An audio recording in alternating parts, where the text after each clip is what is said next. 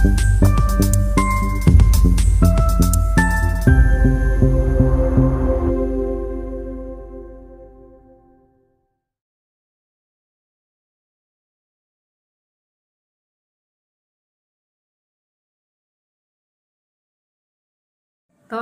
Shalom, berjumpa lagi dalam YouTube channel Tanya Aja Pasti Kujawab. Berikut ini kita akan menyaksikan sebuah video diskusi agama antara apologet Kristen yaitu Elia Miron bersama dengan Muslim, di mana Muslim mempertanyakan tentang kebenaran-kebenaran yang ada di dalam Alkitab.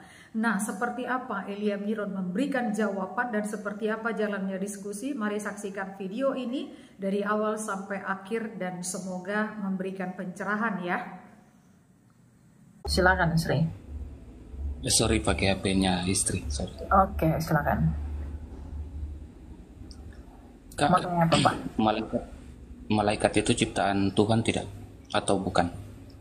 Betul, malaikat itu ciptaan Allah. Oke. Manusia juga ciptaan Allah ya? Betul. Kenapa manusia bisa dikasih kesempatan untuk bertobat, sementara malaikat tidak? Iya. Padahal sama-sama memberontak untuk ingin sama-sama untuk menyamai Allah, walaupun berbeda kasus. Malaikat itu makhluk roh. Mereka itu makhluk kekal.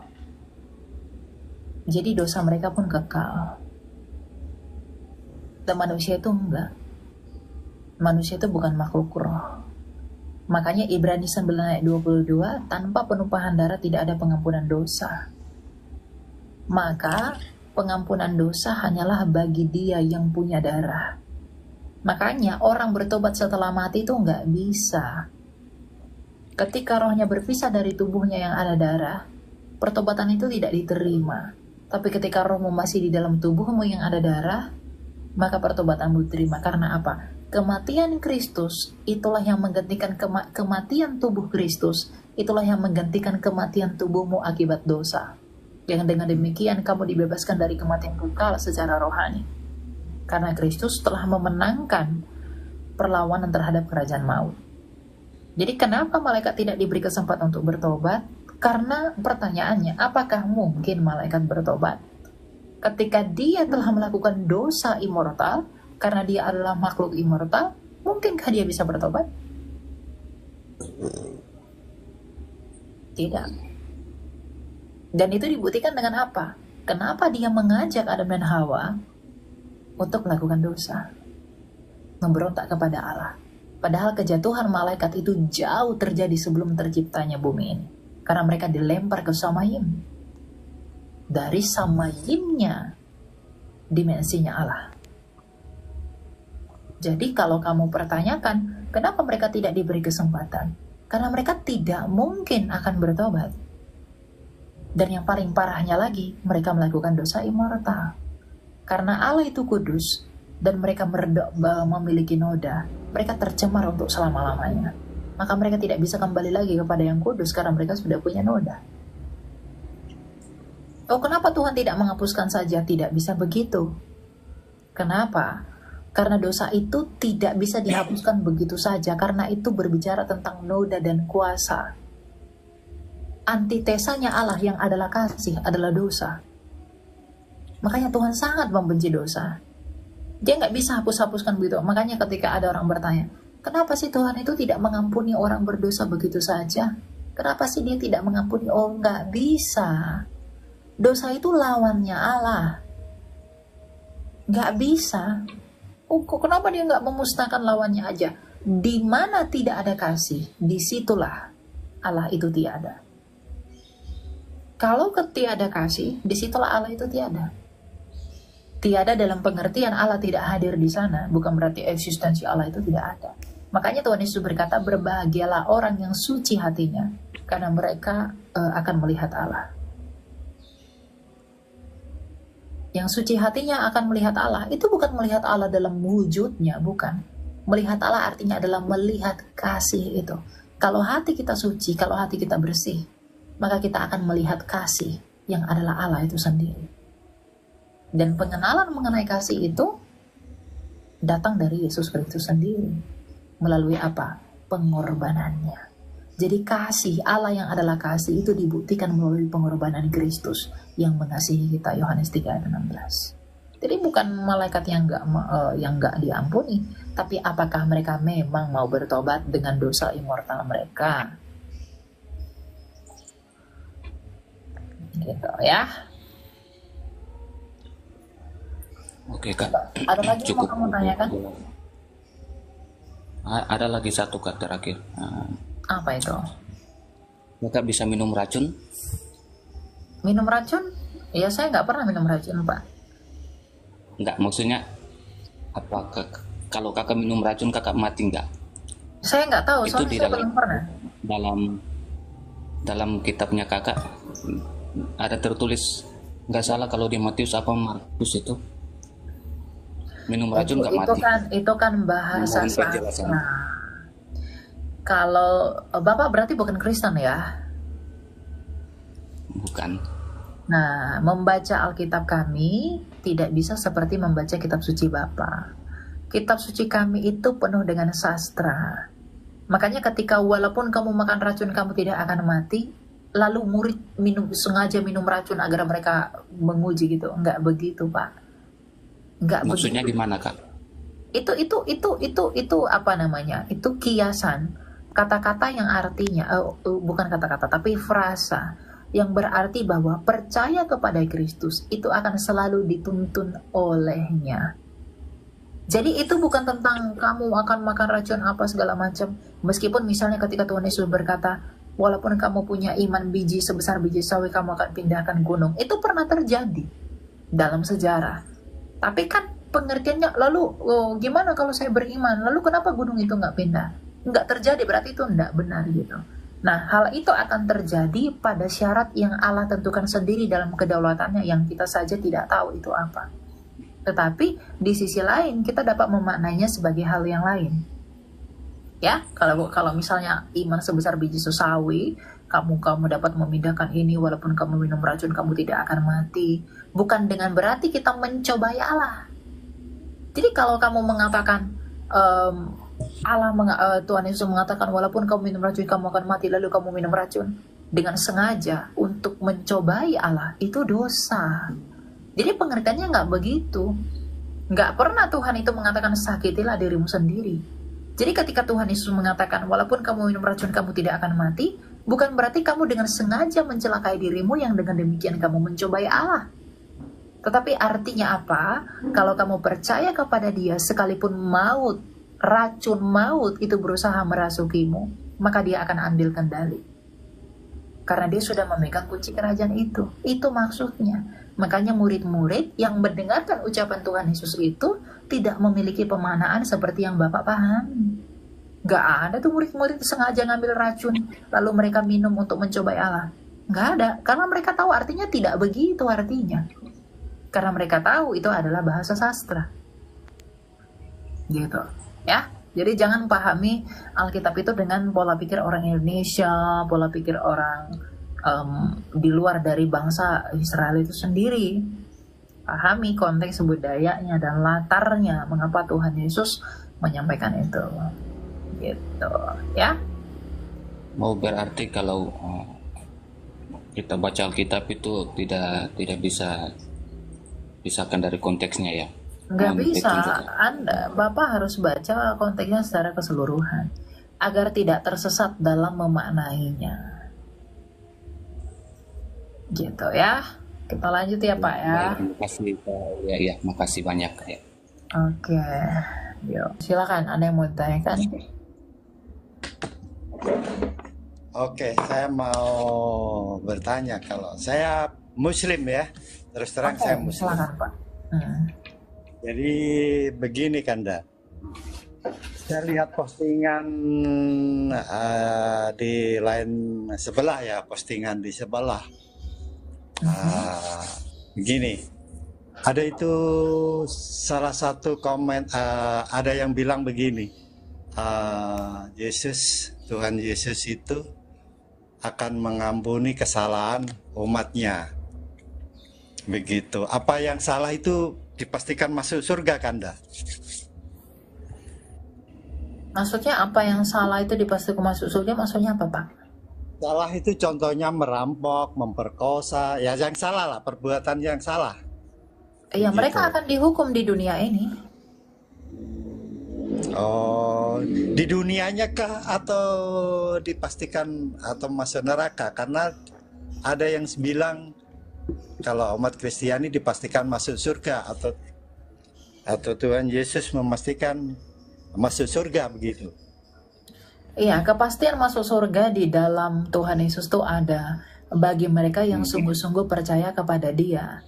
Orang yang merampok pasti dihukum, tapi dihukumnya di dunia ini. Dan tergantung orangnya, apakah dia orang berdosa atau orang yang pendosa. Beda kan, Pak? Orang berdosa dengan orang pendosa itu beda. Jadi orangnya bagaimana dulu nih? Dia pernah buat salah, misalnya ketika percaya Tuhan Yesus, lalu dalam perjalanan imannya dia berusaha melawan dosanya. Tapi kadang masih jatuh, tapi dia selalu ingin keluar dari dosa itu. Ketika dia mati, dia akan selamat. Kenapa? Karena dia telah berjuang dan bertanding melawan dosa-dosanya di dalam imannya, meskipun ia tidak sempurna. Dan di dalam ketidaksempurnaan itulah kuasa Allah menyempurnakan dia. Gitu. Tetapi kalau ada orang mengaku percaya Yesus, tapi ya udah buat dosa aja terus tanpa merasa bersalah, tanpa merasa bahwa dia perlu minta ampun sama Tuhan, ya orang-orang seperti itu tidak akan diampuni. Karena mereka adalah orang-orang yang gak percaya. Meskipun mulut mereka mengaku percaya, tapi sejatinya mereka bukan orang percaya. Karena kalau seandainya mereka percaya, mereka tidak akan hidup lagi dalam dosa. Jadi bedakan orang berdosa dengan orang yang hidup di dalam dosa. Orang yang hidup di dalam dosa sekalipun mengaku percaya Yesus, tapi pada hakikatnya mereka adalah orang yang tidak percaya. Itu bedanya. Jadi itu nggak mudah untuk dianalisa, Pak. Siap. Oke, Kanda. Berarti boleh, tapi saya tidak bertanya pendosa itu bagaimana, itu dosa bagaimana. Saya tidak bertanya begitu. Sebenarnya ingin saya tanyakan, tapi karena kita beda agama, terus terang toh, jadi kita beda agama, saya tidak mempertanyakan itu. Yang jadi penasaran saya, ada di sebelah, roastingan di sebelah itu mengatakan Tuhan Yesus menjamin masuk surga walaupun sesalah apapun, misalnya memperkosa atau ini yang saya tanyakan umat Kristiani ya, yang misalnya kan ada kasusnya di luar sana itu memperkosa atau pembunuhan, merampok atau yang berbuat salah lah. Jadi hukum kalau di tempat di agama kami Muslim kan ada dua yang mesti dilalui. Hukum di negara itu yang tertangkap toh, hidup di negara akan dihukum, di dunia yang akan dihukum, di neraka pun atau di sana juga tetap dihukum, itu yang bersalah. Menurut Kanda bagaimana itu yang untuk umat Kristiani ini? Minta maaf. Iya, orang yang bersalah itu orang Kristen yang bersalah itu akan dihukum di bumi ini. Tapi kuasa maut enggak lagi berkuasa atas mereka. Karena kematian Tuhan Yesus itu telah menang atas maut. Jadi maut itu tidak lagi berkuasa atas mereka. Jadi makanya dikatakan tidak ada lagi penghukuman bagi mereka yang di dalam Kristus. Misalnya ada orang merampok. Nah, lalu dia minta ampun sama Tuhan. Kalau dia memang benar-benar minta ampun sama Tuhan, dia menyesali dosanya itu, dia akan diselamatkan. Karena oleh iman kamu diselamatkan. Nggak ada istilah di kami itu, Pak, nanti dicuci dulu di neraka, lalu dimasukkan surga. Dicuci dulu di neraka, dimasukkan ke surga, itu pun nggak adil. Masa dicuci berapa lama, tapi nikmatin surganya selama-lamanya? Nggak adil itu. Makanya kami nggak ada konsep dicuci dulu di neraka. Misalnya dia mencuri lalu dicuci dulu 10.000 tahun. Lalu setelah itu selesai baru di surga selama-lamanya. Di mana keadilannya? Harusnya kalau di neraka punya tempo waktu, di surga juga harus punya tempo waktu dong. Nah itu nggak kami kenal. Kami nggak mengenal itu. Jadi kalau ada orang berdosa di dunia ini, mengaku percaya kepada Tuhan Yesus, tapi mereka masih punya dosa. Ya mereka ketika mengakui, makanya dikatakan dalam 1 Yohanes 1 ayat 9, jikalau kamu mengaku dosamu, makanya yang dibutuhkan orang Kristen itu adalah kerendahan hati. Bahwa memang kita ini orang berdosa, kita harus mengakui kita ini orang berdosa. Dan di dalam keberdosaan kita itu, di dalam kelemahan kita itu akan dosa-dosa kita, maka kita minta tolong sama Tuhan agar Dia mengasihani kita. Karena nggak ada yang sempurna, Pak. Nggak ada orang yang setelah beriman lalu tidak akan berbuat dosa lagi. Itu nggak ada orang yang seperti itu. Tapi kalaupun mereka berdosa, mereka akan dihukum di bumi ini. Misalnya nih, saya mengaku, saya percaya Tuhan Yesus, tapi saya merampok. Maka Tuhan akan menghajar saya dan menghukum saya atas perampokan yang saya lakukan. Misalnya di penjara lah, apa segala macam. Itu hukuman yang saya terima. Tetapi kematian kekal tidak lagi berkuasa atas saya. Karena apa? Karena Tuhan Yesus telah membebaskan saya dari hal itu. Karena Tuhan Yesus mati, itu untuk mengambil kunci kuasa kerajaan maut itu, membebaskan orang yang percaya kepada Dia. Karena kalau kita mengalami maut lagi, sedangkan kita percaya kepada Tuhan Yesus, maka untuk apa Dia mati dan tersalibkan? Nah, itulah tujuan Kristus itu datang ke dunia ini, untuk menyelamatkan kita orang-orang berdosa. Jadi untuk menjadi Kristen itu bukan karena aduh aku tuh hebat, aku tuh harus berbuat ini, bukan. Untuk menjadi Kristen itu yang dibutuhkan adalah kerendahan hati, pengakuan dan kesadaran bahwa kita ini semua orang berdosa, dan selama kita di bumi ini kita pasti berdosa. Ingat, pasti berdosa, bukan pasti pendosa. Itu beda, Pak. Orang berdosa itu orang yang jatuh. Orang pendosa itu yang buat dosa aja seenaknya terus-menerus. Nah, orang berdosa pasti diselamatkan kalau dia beriman kepada Kristus. Tetapi orang pendosa itu nggak mungkin diselamatkan. Jadi bedakan dua hal ini. Dan semuanya itu akan dibuktikan oleh Tuhan Yesus dalam pengadilan nanti. Apakah kita orang berdosa atau orang pendosa? Orang berdosa yang meminta ampun kepada Tuhan Yesus Kristus, atau orang pendosa? Itu kekristenan tuh begitu. Jadi nggak ada istilah dicuci dulu untuk waktu sekian dosanya lalu menikmati surga selama-lamanya. Itu nggak adil yang begitu. Gitu. Siap. Ya. Jadi saya terima kasih ya. Minta maaf juga. Makanya jadi saya tidak berani bagaimana itu ciri khas bukan ciri khas ya, atau apa, pendosa dan dosa. Jadi untuk penjelasannya tidak ke arah situ saya. Makanya saya penasaran karena di luar sana itu berdebat toh. Berdebat. Kalau saya kan bertanya, ini kan saya bertanya umat muslim. Bertanya, mungkin di sana ada yang penasaran dengan perkataan seperti itu.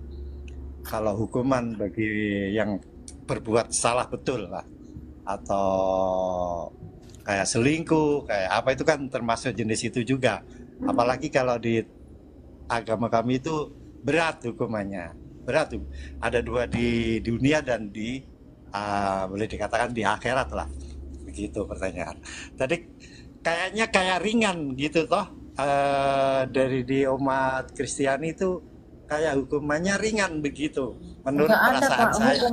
Hukuman ringan itu nggak ada. Hukuman yang justru karena nggak ada hukuman yang ringan, makanya Kristus itu datang ke dunia ini. Sekarang saya tanya sama Bapak, apa yang membuat Anda pasti diselamatkan?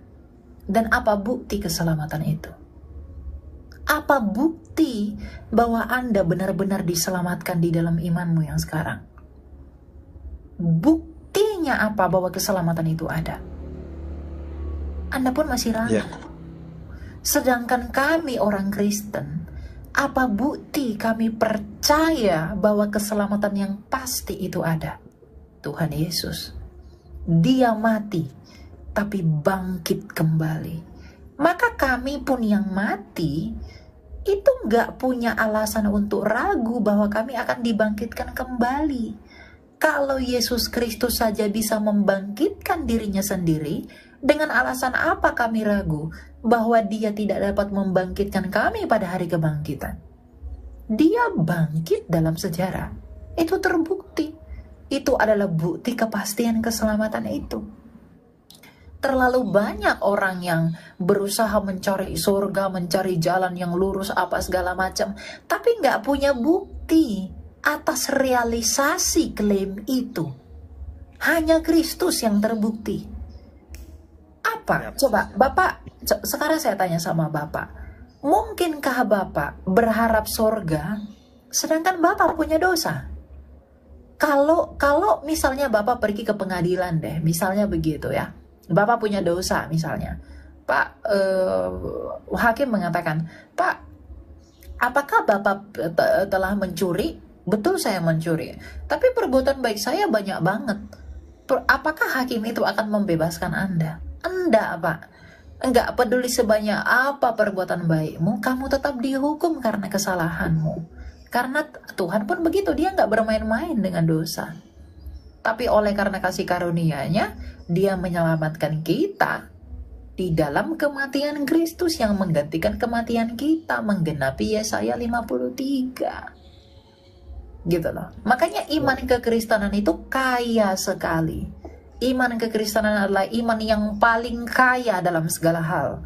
Kaya dalam historinya, kaya dalam teologinya, kaya dalam nubuatannya, kaya di dalam prinsipnya, kaya di dalam aplikasinya, kaya di dalam implikasinya.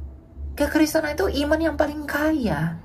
Karena aspek yang terbesar yang diatur oleh Kristus itu bukan tentang kamu makan harus cuci tangan, kamu kalau kamar mandi harus kaki sebelah ini, bukan tentang itu, tapi tentang kasih. Makanya hukum yang utama dan terutama adalah kasihi Allahmu, kasihi sesamamu. Nah, inilah yang membuat kami pasti yakin bahwa kalau kami mau sungguh-sungguh percaya kepada Yesus, maka kami akan pasti selamat. Karena dia saja selamat, menyelamatkan dirinya sendiri. Maka kami pun begitu. Ya, paham. Jadi kalau di agama kami atau Islam itu kejujuran saja. Saya misalnya begini. Kalau tadi hakim di persidangan, saya terbukti bersalah, memang saya bersalah Pak Hakim. Saya telah berselingkuh dengan dia atau memperkosa Kak begini atau merampok. Saya betul-betul memang saya lakukan itu. Itu yang di dunia pengakuan jujur. Tapi bersamaan dengan itu saya akan mengakui walaupun dengan susah. Saya mengakui pada keluarganya misalnya. Iya betul saya melakukan itu dengan salah, saya minta maaf. Setulus hati, begitu. Nah, tapi kalau apakah hanya dengan minta maaf masalah selesai? Itu kalau di dua sisi Tuhan boleh menerima atau tidak menerima karena kesalahan saya misalnya, atau yang pengakuan saya di persidangan sejujurnya tidak ada embel-embel apa menutupi, tidak ada, jujur semuanya. Berarti misalnya. Allah itu pelin-pelan kalau begitu, kalau sesuka-suka hatinya. Berarti dia pelin-pelan. Allah itu berarti berubah. Kalau dia berubah berarti dia terimprovisasi. Penyesalan, kan ada yang dibilang berbohong itu karena tidak jujur, tapi karena mengakui penyesalannya, sejujurnya melakukannya, insya Allah lah. Nah, ada jalan lah. Insya Allah ada jalan diampuni begitu. Ya diampuni. Bukti pengampunannya itu apa? Masa Anda diampuni begitu saja? Kalau Anda berbuat baik, Anda berharap surga, lalu perbuatan jahat Anda diampuni begitu saja, di mana keadilannya? Ya menyesal atau mengampuni di sana itu tidak bisa membuktikan atau belum. Penyesalan dan pengakuan itu kan hanya respon, Pak, bukan eksekusi akibat dosa Anda. Itu kan hanya respon menyesal. Lalu eksekusi dari akibat yang kamu lakukan itu apa dong? Nggak ada. Lalu di mana keadilannya? Kalau kekristenan itu jelas kematian. Roma 6 ayat 23, upah dosa adalah maut. Dan untuk membebaskan kami yang di dalam maut, maka dia yang adalah penggantinya kami harus mengalami maut. Makanya Tuhan Yesus itu mati, dia mengalami maut untuk menggantikan maut yang seharusnya kami terima. Jadi apple to apple gitu loh. Enggak ngambang dianya. Jadi jelas apa yang digantikan, apa yang tergantikan. Oh, manusia berdosa sehingga mengalami kematian. Maka yang membayar, ya yang menebus kami dari dosa harus mati mengalami apa yang kami rasakan. Dan Yesus mati toh. Dan upah dari kematiannya itu apa? Pengampunan bagi mereka yang percaya. Kalau hanya diampuni, dimaafkan, apa bukti kemaafannya itu apa? Nggak ada kan? Lalu di mana keadilan Allah itu? Oh, menyesal itu hanya respon. Eksekusinya apa? Itu loh. Makanya saya selalu katakan, iman kekristenan itu iman yang paling kaya. Saya begini ya, saya mengatakan ini kepada Anda. Itu sebagai telaah kritis saya kepada argumentasi Bapak. Saya nggak paksa Anda jadi Kristen atau apa segala macam. Tapi bukti dari keselamatan itu apa? Orang-orang menjanjikan surga. Surga itu ada, misalnya mohon maaf, ada bidadari-bidadarinya. Ada kenikmatan ini, begitu-begitu segala macam. Oke, kamu beriman, kamu ke surga. Kamu percaya, kamu pasti ke surga. Kamu berharap surga selama-lamanya. Lalu bagaimana dengan dosamu? Apakah diabaikan begitu saja hanya dengan kata maaf? Bukankah seharusnya antitesanya? Loh, berarti perbuatan baiknya juga nggak usah dipeduliin dong. Harusnya dia nggak ngerasain surga juga. Itu konsekuensi logisnya. Nah, makanya nggak ada yang seperti kekristenan itu, nggak ada, Pak. Jelas, kematian tetap diganti dengan kematian. Maka akibat dari pengampunan yang mengalami kematian itu, dia beroleh keselamatan. Terima kasih Kanda. Gitu Terima ya. kasih banyak. Ya, salam, Ya. salam. Terima kasih. Salam ya, silakan dipikirkan kembali ya. Ya, oke. Halo Babol. Ya, halo. Ya silakan Pak, apa yang mau ditanyakan? Adakah Yesus bilang sembah aku? Murid-murid Adakah ayat? murid-murid menyembah dia. Lalu apakah dia menolak? Atau nggak usah itu deh. Adakah perkataan Yesus jangan sembah aku? Nah, Adakah perkataannya begitu? adakah perkataannya juga sembah aku? Itu? Oke.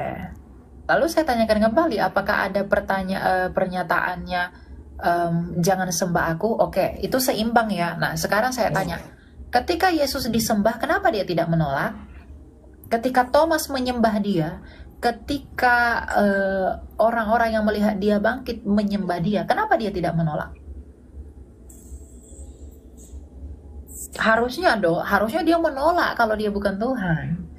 Kamu nih jangan sembah aku, yang kamu sembah tuh hanya ini. Nah, lalu ketika dia disembah, kenapa dia tidak menolak penyembahan itu? Tapi tidak ada satu ayat di Bible itu. Enggak, yang saya tanya, kenapa dia tidak menolak disembah? Kan bukannya disembah itu. Dia disembah, Thomas menyembah dia.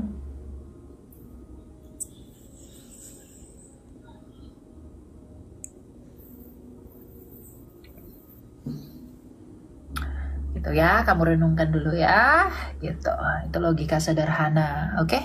Diagram Venn ya, itu logika sederhana. Renungkan ya, biar kamu terbuka pikirannya, oke?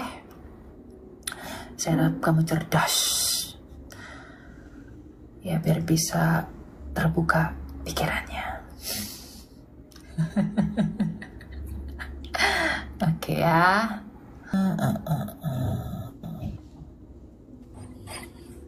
Silakan the man from apapun. Shalom, selamat malam Elia. Ya, selamat malam Pak. Aku mau nanya aja sih, aku Kristen Protestan. Aku kan udah baca Alkitab dari awal sampai akhir.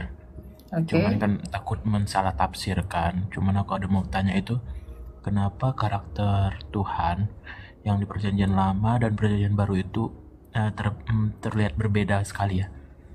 Dalam artian kalau di Perjanjian Lama kan kayak setuju nih menyertai perang, sedangkan di Perjanjian Baru Tuhan itu kan mengutamakan kasih ya. Itu aja sih, takut salah tafsir atau karena kan firman Tuhan itu pedang bermata dua ya. Betul. Kenapa Allah perjanjian lama itu terkesan jahat, Allah perjanjian baru itu baik ya. Makanya kesalahpahaman terhadap hal ini menimbulkan bidat yang disebut dengan Marcion.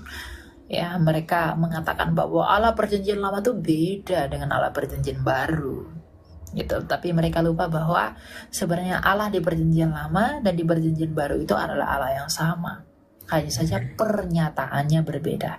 Kalau di perjanjian lama pernyataannya melalui teofani atau kristofani dalam rupa-rupa teofani, tapi di perjanjian baru ia menyatakannya sebagai inkarnasinya. Lihat dalam Ibrani 1 ayat 1 dan 2. Anak Allah. Nah, apa itu yang membuat berbeda? Di perjanjian lama itu ditulis dalam konteks bangsa Israel yang sering menyeleweng dari firman Tuhan. Dan Tuhan itu ingin menunjukkan bahwa ia sangat benci terhadap dosa. Makanya Nabi Yesaya berkata bahwa ya kami itu seperti kain kotor di hadapan Tuhan. Jadi fokus perjanjian lama itu adalah poin yang mengantarkan kita kepada zaman kasih karunia. Tuhan itu nabi-nabi perjanjian lama. Tuhan di masa perjanjian lama itu mau menunjukkan bahwa aku benci sekali dengan dosa. Dan aku ingin memberitahu kamu bahwa kamu itu berdosa sekali. Dan hal itu Tuhan gunakan untuk mengantarkan kita pada kasih karunia-Nya ketika Kristus Mesias telah lahir. Jadi hukum Taurat, ketegasan Tuhan terhadap dosa itu Tuhan gunakan untuk menghantarkan kita kepada kasih karunia, di mana kita akan dipertemukan, di mana kasih Allah itu dinyatakan secara penuh melalui kehadiran Kristus ke dunia. Tapi itu adalah Allah yang sama. Bagaimana cara kamu? Kenapa ayat Alkitab berkata di dalam kelemahanmu lah kuasa Kristus menjadi nyata? Kalau kita itu tidak lemah, bisakah kuasa Kristus dinyatakan atas kita? Dan di manakah syukur kita atas itu? Tapi di perjanjian lama, Tuhan itu mau menegaskan bahwa ya kamu ini harus berdosa, kamu ini kotor, segala macam. Dan aku sangat membenci dosa. Maka hal itu Tuhan gunakan untuk mengantarkan kita kepada kasih karunia-Nya di perjanjian baru dengan datangnya Mesias itu. Makanya barang siapa yang percaya kepada Dia itu akan beroleh keselamatan tadi. Itu poinnya. Jadi nggak berbeda. Itu hanya tentang cara Allah untuk menyatakan keadilannya dan menyatakan kasih-Nya. Keadilan Allah itu selalu berjalanan harmonis dengan kasih-Nya. Kasih-Nya tidak mungkin ada tanpa keadilannya. Dan keadilannya itu juga ada karena kasih-Nya. Makanya di dalam kitab Wahyu dikatakan, barang siapa yang kukasihi, ia kuhajar dan kutegur. Kasih Allah itu bentuknya bukan membiarkan kita di dalam kesesatan, tapi menghajar dan menegur kita agar kita lepas dari kejahatan kita. Gitu ya. Nah, bangsa Israel pun begitu. Tuhan itu menumpas semua yang berdosa-berdosa untuk menjaga keturunan itu tetap murni hingga lahirnya Mesias. Tuhan itu melawan semua orang-orang yang berusaha mengganggu rencana Allah. Dia tumpas semua orang-orang jahat yang akan mengganggu jalannya Mesias. Dia hancurkan penghalang-penghalang yang akan menghalangi rencana keselamatannya yang daripada Dia. Tujuannya juga pemulihan kan? Jadi itu tentang cara pernyataannya yang saling berjalan beriringan, bukan tentang sosok yang berbeda. Gitu ya. Jadi misalnya ketika kamu punya anak atau kamu mau punya anak misalnya begitu, lalu istri kamu hamil. Nah, selama istri kamu hamil, kalau ada yang mengganggu istrimu ini, yang mau mengasih dia makanan-makanan yang gak benar, kamu pasti lawan mereka. Kamu pasti usir mereka. Kamu gak boleh di rumah saya. Kamu gak boleh begini-begini. Bagi mereka yang terusir, kamu mungkin kejam. Tapi tujuan kamu melakukan itu karena apa? Karena kamu melihara buah hatimu yang akan lahir. Nah, Allah pun begitu. Dia menjaga Mesias itu tetap murni dari jalurnya Yehuda sesuai janjinya. dengan menyingkirkan orang-orang yang berusaha menghalangi rencana itu. Orang yang tersingkirkan akan mengatakan Allah itu kejam, tapi sebenarnya dia tidak kejam. Makanya saya katakan keadilan Allah itu berjalan dengan kasih-Nya, dan keadilannya itu dinyatakan berdasarkan kasih-Nya. Itu nggak bisa tumpang tindih, itu berjalan beriringan gitu ya. Oke, thank you Elia. Oke. Puji Tuhan, kita sudah bersama-sama menyaksikan dan mendengarkan bagaimana Muslim bertanya tentang ayat-ayat Alkitab, kebenaran-kebenaran yang terdapat di dalam Alkitab, dan kita juga sudah melihat dan mendengarkan bagaimana Elia Miron memberikan jawaban dan penjelasan-penjelasan yang baik terhadap pertanyaan-pertanyaan Muslim. Nah, dari sini kita bisa mempelajari bahwa sesungguhnya setiap kita orang Kristen yang sudah percaya kepada Tuhan Yesus sangat perlu membagikan kabar baik itu kepada orang lain, kepada orang-orang yang ingin mengetahuinya, kepada orang-orang yang rindu mengenal dan memahami kebenaran firman Tuhan. Sebab itulah perintah Tuhan untuk kita memberitakan akan kabar baik, berita Injil, berita keselamatan, agar sebanyak mungkin orang mendengar Injil dan diselamatkan. Karena itu teman-temanku, dimanapun engkau berada, jadilah saksi Tuhan dan beritakanlah kabar baik. Tuhan Yesus memberkati.